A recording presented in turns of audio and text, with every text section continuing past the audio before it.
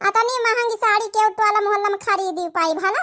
अरे हमार मनसवा ये तना मुँह हाथ बढ़ की जीजी कलुआ का बाप कहीं से जतने का मन हुआ ततने का ले लियो। जाऊ नहीं कि जाऊ मन हुआ जाऊ ले लियो। हाँ बड़कई जीजी तो यह पसंद आई है यह लीना है। हे बड़कई जीजी तुम ली है साड़ी धोती। हाँ बहनी लइके हम आज वहाँ आयन है।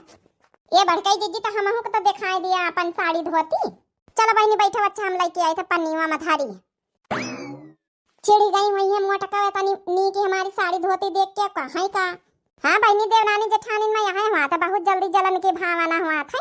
हाँ और जेठानियों का कौनो चीज दिखाई दिया तो समझो अंदर तो आगे तब लगता है वही भले वही बोल नहीं ना।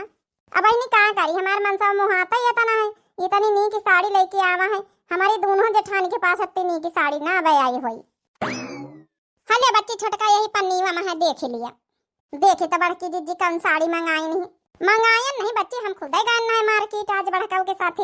अरे बाप अरे बहनी साड़ी तो यह खूब गजब है क्या मोटकी मंगाई सी तब हमसे नी की मंगाई सी।